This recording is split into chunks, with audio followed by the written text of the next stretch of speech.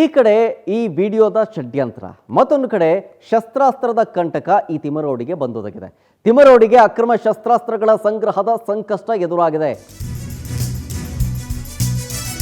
ಒಂದು ಕಡೆ ಈ ತಿಮರೋಡಿ ಅಂಡ್ ಗ್ಯಾಂಗು ವಿಡಿಯೋ ಷಡ್ಯಂತ್ರ ಮಾಡ್ತಾ ಇದ್ರೆ, ತಿಮರೋಡಿಗೆ ಶಸ್ತ್ರಾಸ್ತ್ರ ಸಂಗ್ರಹದ ಸಂಕಷ್ಟ ಎದುರಾಗಿದೆ. ಈ ಸಂಬಂಧ ವಿಚಾರಣೆಗೆ ಹಾಜರಾಗಬೇಕಾಗಿತ್ತು. ಇವತ್ತು ಹಾಜರಾಗ್ತಾರಾ ತಿಮರೋಡಿ? ಬಂದೂಕಿನ ಲೈಸೆನ್ಸ್ ತಂದು ಕೊಡೋದಕ್ಕೆ ಕಾಕಿ ಕೇಳಿತ್ತು, ಮನೇಲಿ ತಲವಾರು ಇಟ್ಕೊಂಡಿದ್ರು, ಬಂದೂಕು ಪತ್ತೆ ಆಯಿತು, ಹಾಗಾಗಿ ನೋಟಿಸ್ ಕೊಟ್ಟಿದ್ರು. ಶಸ್ತ್ರಾಸ್ತ್ರ ಕಾಯ್ದೆಯ ಅಡಿಯಲ್ಲಿ ಈಗಾಗಲೇ ನೋಟಿಸ್ ಕೂಡ ಕೊಡಲಾಗಿತ್ತು. ನಿನ್ನೆ ಮನೆಯ ಗೋಡೆಗೆ ನೋಟಿಸನ್ನು ಅಂಟಿಸಿ ಬಂದಿದ್ರು ಪೊಲೀಸರು. ಮನೆ ಮೇಲೆ ರೇಡ್ ಮಾಡಿದಂಥ ಸಂದರ್ಭದಲ್ಲಿ ಶಸ್ತ್ರಾಸ್ತ್ರಗಳೆಲ್ಲವೂ ಕೂಡ ಪತ್ತೆಯಾಗಿತ್ತು. ಎಲ್ಲಿಂದ ಬಂತು, ಯಾಕಾಗಿ ಇಟ್ಕೊಂಡಿದ್ರಿ, ಜೊತೆಗೆ ಈ ಗನ್ನಿನ ಲೈಸೆನ್ಸ್ ಇದೆಯಾ, ಎಲ್ಲ ಬಂದು ಒಪ್ಸಿ ಅಂಥೇಳಿ ತಿಮರೋಡಿಯ ಮನೆಗೆ ಹೋಗಿ ಪೊಲೀಸರು ನೋಟಿಸನ್ನು ಅಂಟಿಸಿ ಬಂದಿದ್ರು. ಇವತ್ತು ಹಾಜರಾಗಬೇಕು ಆ್ಯಕ್ಚುಲ್ ಆಗಿ ಹೇಳ್ಬೇಕಂತಂದರೆ, ಬಟ್ ಹಾಜರಾಗ್ತಾರಾ ಇಲ್ವಾ ಗೊತ್ತಿಲ್ಲ. ಇಫ್ ಇನ್ ಕೇಸ್ ಹಾಜರಾಗಲಿಲ್ಲ ಅಂತಂದರೆ ಮತ್ತೊಂದು ಸುತ್ತಿನ ನೋಟಿಸನ್ನು ಕೊಡುವಂಥ ಸಾಧ್ಯತೆ ಇರುತ್ತೆ. ಅದಕ್ಕೂ ಉತ್ತರ ಕೊಡಲಿಲ್ಲ ಅಂತಂತಂದರೆ ಆತನನ್ನು ವಿಚಾರಣೆಗೆ ಅಂತೇಳಿ ಹೋಗಿ ತಗೊಂಡು ಬರ್ಬೋದು. ಡೀಟೇಲ್ಸ್ ಕೊಡ್ತಾರೆ ಇದ್ರ ಬಗ್ಗೆ ನಮ್ಮ ಪ್ರತಿನಿಧಿ ಆನಂದ್ ಧರ್ಮಸ್ಥಳದಿಂದ ನಾನು ನೇರ ಸಂಪರ್ಕದಲ್ಲಿ.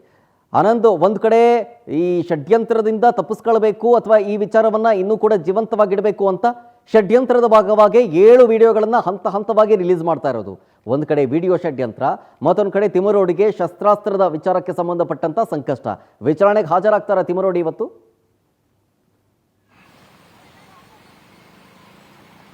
ಶರತ್, ಪ್ರಮುಖವಾಗಿ ಇಲ್ಲಿ ಮಾಸ್ಕ್ ಮ್ಯಾನ್ ಚಿನ್ನಯ್ಯ ಅರೆಸ್ಟ್ ಆದ ನಂತರ ಈ ಬುರ್ಡೆ ಗ್ಯಾಂಗು ಕೂಡ ಬಂಧನದ ಒಂದು ಭೀತಿ ಶುರುವಾಗಿರ್ತಕ್ಕಂಥದ್ದು. ಈ ಬಂಧನದ ಭೀತಿಯಿಂದನೇ ಪಾರಾಗೋದಕ್ಕೆ ಈಗ ಇಂಥದೊಂದು ವಿಡಿಯೋಗಳನ್ನ ಪಾರ್ಟ್ ಬೈ ಪಾರ್ಟ್ ಬಿಡುಗಡೆ ಮಾಡ್ತಾ ಇದ್ದಾರೆ ಅನ್ನೋ ಒಂದು ಅನುಮಾನಗಳು ಶುರುವಾಗಿದೆ.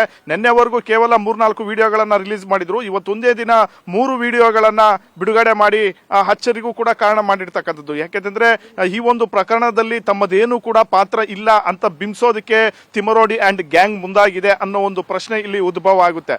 ಈ ಪ್ರಕರಣ ಸಂಪೂರ್ಣ ಸೂತ್ರಧಾರಿ ಮಾಸ್ಕ್ ಮ್ಯಾನ್ ಅನ್ನೋ ರೀತಿ ಬಿಂಬಿಸೋದಕ್ಕೆ ಈ ರೀತಿಯ ಒಂದು ಷಡ್ಯಂತ್ರವನ್ನೇನಾದ್ರೂ ಮಾಡಿದ್ದಾರಾ ಅನ್ನೋ ಅನುಮಾನಗಳು ಕೂಡ ಕಾಡ್ತಾ ಇರ್ತಕ್ಕಂಥದ್ದು. ಯಾಕೆಂದ್ರೆ ಹಿಂದೆಯೇ ಇಂಥ ವಿಡಿಯೋಗಳಿದ್ದಂತ ಸಂದರ್ಭದಲ್ಲಿ ಆಗ್ಲೇ ವಿಡಿಯೋಗಳನ್ನ ರಿಲೀಸ್ ಮಾಡಬಹುದಾಗಿತ್ತು, ಅಥವಾ SIT ಅಧಿಕಾರಿಗಳಿಗೆ ಅದನ್ನ ತಲುಪಿಸಬಹುದಾಗಿತ್ತು. ಅದ್ಯಾವುದನ್ನು ಕೂಡ ಮಾಡದೆ ಈಗ SIT ಸಂಪೂರ್ಣವಾಗಿ ಒಂದು ತನಿಖೆ ಹಾದಿ ಮುಕ್ತಾಯದ ಹಂತಕ್ಕೆ ಬಂದಿರತಕ್ಕಂತ ಒಂದು ಸಂದರ್ಭದಲ್ಲಿ ಇಂಥ ವಿಡಿಯೋಗಳನ್ನ ಬಿಡುಗಡೆ ಮಾಡಿ ಇಡೀ ತನಿಖೆಯ ಒಂದು ಹಾದಿಯನ್ನ ತಪ್ಪಿಸ್ತಕ್ಕಂತ ಒಂದು ಷಡ್ಯಂತ್ರವನ್ನ ಈ ಗ್ಯಾಂಗ್ ಮಾಡೋಕೆ ಹೊರಟಿದೆ ಅನ್ನೋ ಒಂದು ಅನುಮಾನಗಳು ಇಲ್ಲಿ ಸ್ಪಷ್ಟವಾಗಿ ಕಾಡ್ತಾ ಇರ್ತಕ್ಕಂಥದ್ದು. ಇನ್ನು ಬಹಳಷ್ಟು ಒಂದು ವಿಡಿಯೋಗಳು ಅಥವಾ ಕಳೆದ 2 ವರ್ಷಗಳಿಂದ ಮಾಡಿಟ್ಕೊಂಡಂತ ವಿಡಿಯೋ ಏನಿದೆ ಅದು ಬಹಳಷ್ಟು ಸುದೀರ್ಘವಾಗಿದೆ ಅನ್ನೋ ಒಂದು ವಿಚಾರಗಳು ಕೂಡ ಗೊತ್ತಾಗ್ತಾ ಇರ್ತಕ್ಕಂಥದ್ದು. ಹಾಗಾಗಿ ಇಲ್ಲಿವರೆಗೆ ಪಾರ್ಟ್ ಬೈ ಪಾರ್ಟ್ 7 ವಿಡಿಯೋಗಳನ್ನ ಬಿಡುಗಡೆ ಮಾಡಿದ್ದಾರೆ. ಇನ್ನಷ್ಟು ವಿಡಿಯೋಗಳನ್ನು ಕೂಡ ಬಿಡುಗಡೆ ಮಾಡೋದಕ್ಕೆ ಪ್ಲಾನ್ ಮಾಡ್ಕೊಂಡಿದ್ದಾರೆ ಅನ್ನೋ ಒಂದು ವಿಚಾರನೂ ಕೂಡ ಇಲ್ಲಿ ಗೊತ್ತಾಗ್ತಾ ಇರ್ತಕ್ಕಂಥದ್ದು. ಸದ್ಯ ಈಗ ಬಿಡುಗಡೆ ಮಾಡಿರ್ತಕ್ಕಂಥ ವಿಡಿಯೋಗಳೇನಿದೆ ಅದೆಲ್ಲವೂ ಕೂಡ SIT ಅಧಿಕಾರಿಗಳಿಗೂ ಕೂಡ ಸಿಕ್ಕಿದೆ. SIT ಅಧಿಕಾರಿಗಳು ಕೂಡ ಅದನ್ನ ತನಿಖೆಯ ಒಂದು ಭಾಗವಾಗಿ ತೆಗೆದುಕೊಂಡು ಆ ಒಂದು ವಿಡಿಯೋಗಳ ಸತ್ಯಾಸತ್ಯತೆಯನ್ನು ಕೂಡ ಪರಿಶೀಲನೆ ಮಾಡೋದಕ್ಕೆ ಮುಂದಾಗಿರ್ತಕ್ಕಂಥದ್ದು. ಈ ಮಧ್ಯೆ ತಿಮರೋಡಿ ಅವರಿಗೆ ಕೂಡ ಮತ್ತೆ ಬಂಧನದ ಭೀತಿನೂ ಕೂಡ ಶುರುವಾಗಿದೆ. ಯಾಕಂದ್ರೆ ತಮ್ಮ ಆ ಒಂದು ನಿವಾಸದಲ್ಲಿ ಅಕ್ರಮವಾಗಿ ಶಸ್ತ್ರಾಸ್ತ್ರಗಳನ್ನ ಸಂಗ್ರಹಿಸಿಟ್ಕೊಂಡಿದ್ದಾರೆ ಅನ್ನೋ ಒಂದು ಆರೋಪ ಮತ್ತೆ SIT ಅಧಿಕಾರಿಗಳು ರೇಡ್ ಮಾಡಿದಂತ ಸಂದರ್ಭದಲ್ಲಿ ಒಂದು ಬಂದೂಕು 2 ತಲವಾರುಗಳು ಸಿಕ್ಕಿತ್ತು. ಆ ಒಂದು ಬಂದೂಕಿಗೆ ಲೈಸೆನ್ಸ್ ಇದೆಯೋ ಇಲ್ವಾ ಅನ್ನೋ ಒಂದು ಮಾಹಿತಿ ಇನ್ನೂ ಕೂಡ ಲಭ್ಯವಾಗಿಲ್ಲ. ಹಾಗಾಗಿಯೇ SIT ಅಧಿಕಾರಿಗಳು ಆ ಬಂದೂಕಿಗೆ ಸಂಬಂಧಪಟ್ಟಂತ ಲೈಸೆನ್ಸ್ ಅನ್ನ ತೆಗೆದುಕೊಂಡು ಬನ್ನಿ ಅನ್ನೋ ಒಂದು ನೋಟಿಸ್ ಅನ್ನ ಇಶ್ಯೂ ಮಾಡಿದ್ರು. ಆ ನೋಟಿಸ್ಗೆ ಇದುವರೆಗೂ ಕೂಡ ತಿಮರೋಡಿ ಯಾವುದೇ ರೀತಿಯ ಒಂದು ಉತ್ತರವನ್ನ ಕೊಟ್ಟಿಲ್ಲ.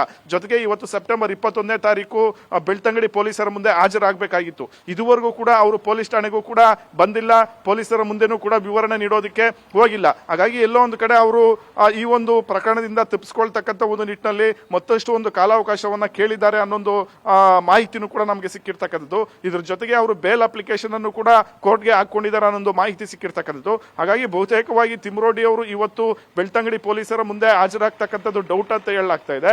ಬೇಲ್ ತೆಗೆದುಕೊಂಡ ನಂತರ ಅವರು ಸ್ಟೇಷನ್ ಮುಂದೆ ಅಂದ್ರೆ ಪೊಲೀಸ್ ಅವರ ಮುಂದೆ ಹಾಜರಾಗ್ತಕ್ಕಂಥ ಸಾಧ್ಯತೆಗಳೇ ಹೆಚ್ಚಾಗಿದೆ. ಶರತ್, ಓಕೆ, ಥ್ಯಾಂಕ್ ಯು ಆನಂದ್ ಡೀಟೇಲ್ಸ್ಗಾಗಿ.